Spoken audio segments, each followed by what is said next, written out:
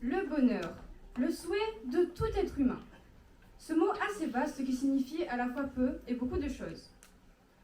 Pour chaque personne, le bonheur a une signification assez différente. Pour certains, c'est être assis, seul, au bord de la mer. Et pour d'autres, c'est passer de bons moments avec ceux qu'on aime. Finalement, on ne sait pas vraiment ce que cela signifie réellement, ou même comment l'être. J'ai donc réfléchi sur la notion de bonheur. Pour être heureux, faut-il être égoïste ou bien faut-il être altruiste? Oui, ce truc bizarre qui consiste à penser aux autres avant soi. Donc moi, en tant que demi-égoïste, je vais vous parler de ce que j'en pense.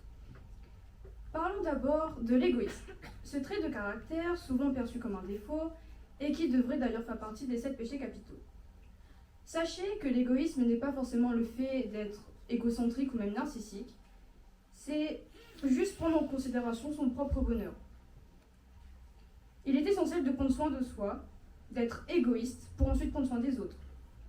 Cela peut paraître choquant ou même tabou dans notre société, car depuis notre plus jeune âge, on nous présente l'égoïsme comme étant des tendances les plus mauvaises. On nous a appris à partager, qu'il est important de s'occuper des autres, de leur bien-être, de leur bonheur, mais à aucun moment on nous a appris à nous rendre heureux par nous-mêmes.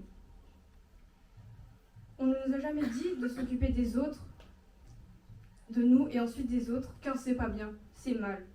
Parce que nous voulons être agréables, parce qu'il faut rendre service à un proche, parce qu'il faut contenter tout le monde. Nombreuses sont les fois où nous faisons passer nos propres intérêts après ceux d'autrui. Prenons l'exemple d'une soirée Netflix entre amis.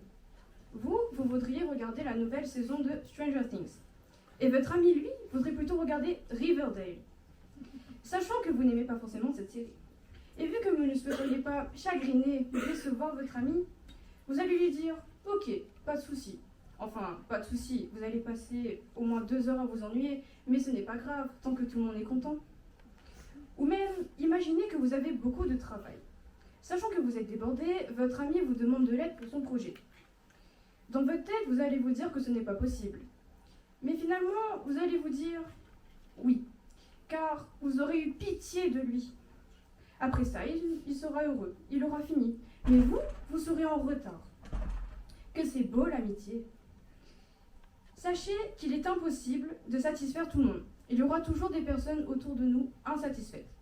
Alors à quoi bon se faire du mal? Autant penser à nous-mêmes avant tout.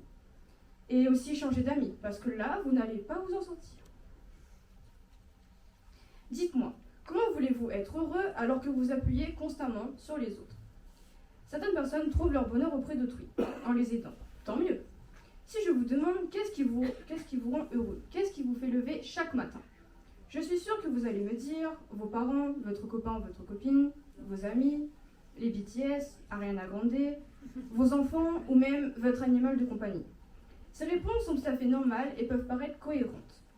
Mais si, pendant quelques jours, ces personnes ne sont pas là, sans votre source de bonheur, vous allez vous rendre compte que vous êtes malheureux, car vous ne savez même pas ce qui vous rend réellement heureux. À force de trop vous soucier des autres, vous n'avez jamais pris le temps d'écouter vos envies, de faire ce qu'il vous plaît, vous rendre heureux par vous-même. Cependant, je ne vous dis pas d'être égoïste au point de ne plus s'occuper des autres, de ne parler que de soi, de se vanter. En gros, la définition du pur égoïsme. Avouez-le, vous connaissez tous une personne qui agit de cette manière. Et cette personne-là, quand vous la croisez, vous devenez quasiment aussi froid qu'Uranus. Car c'est pas que vous n'aimez pas, enfin peut-être, mais c'est juste que vous ne pouvez pas avoir une discussion normale avec elle. Elle ramène toujours les choses à elle. Vous lui annoncez que vous avez rompu avec votre âme sœur, et par la suite, elle vous parle de sa nouvelle paire de Air Jordan qu'elle a achetée à Intersport. Faut comprendre, c'est mieux de parler de paire de chaussures, pas vrai? Bref, revenons. En agissant de manière trop égoïste, vous allez vous rendre compte, vous allez très vite vous retrouver seul, ce qui est un peu logique. Vous allez devenir comme cette personne. Tout le monde va vous aider. Disons que l'égoïsme est comme un peu le poison de l'amitié. En réalité, il faut trouver un équilibre entre l'égoïsme et l'altruisme. Bon, les parents, eux, sont une exception. Leurs enfants seront toujours leur priorité. Car oui, je ne pense pas qu'un parent ne demanderait pas à son nourrisson, d'environ 1 mois, affamé, qui se réveille à 2 heures du matin, de réclamer du lait à une heure plus convenable, de préparer leur biberon seul ou même de changer leur couche par eux-mêmes. D'ailleurs, j'y pense. On nous dit qu'être égoïste, ce n'est pas très gentil.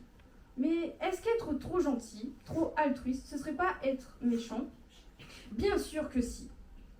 Vous voyez ces personnes beaucoup trop niaises, trop naïves, trop altruistes, trop brillantes. Ces personnes trop gentilles sont, quand on y pense, flippantes. Prenons l'exemple de notre très chère saga Twilight. Premièrement, Edward Cullen, ce vampire tellement gentil qui est prêt à tout pour sa belle. Eh ben, il a tout du faux gentil. Sous ses apparats de gentleman fliqué, il cache des habitudes de stalker. Déjà, il s'introduit chez les filles la nuit pour les regarder pioncer et ça choque personne. En plus d'être un vampire vicelard, Edward a la capacité humoristique d'un relevé d'impôt. Dès qu'il ouvre la bouche, j'ai l'impression d'être dans la section administrative de la mairie devant une personne qui m'annonce « Il vous manque encore un papier pour refaire votre carte d'identité. » Le comble pour un type increvable et beau. Ensuite, Bella, alias Jeannette, je tire la tronche H24. Alors, les deux là, ça s'apparente à de la torture. Leur couple de gentils est égal à de l'enfer. Comme on dit, le bonheur des uns fait le malheur des autres. Et ben là, leur bonheur font le malheur des célibataires. La preuve qu'être trop altruiste, c'est limite glauque. Mais bon, c'est vrai que parfois, il n'y a pas mieux que de passer de bons moments avec ceux qu'on aime.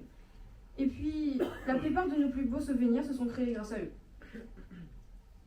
Pour conclure, cher public, cher jury, chères personnes de YouTube, le message que j'aimerais vous faire passer, c'est qu'il faut comprendre que vous ne dépendez de personne. Votre bonheur ne dépend pas des autres. Ils sont comme un plus dans votre vie, comme la cerise sur le gâteau. Vous êtes le personnage principal de votre vie, alors vivez comme vous voulez. Arrêtez de trop penser aux autres et pensez un peu à vous. Soyez égoïste. Et puis, égoïstement, si je gagne, je serai heureuse. Bravo Manon.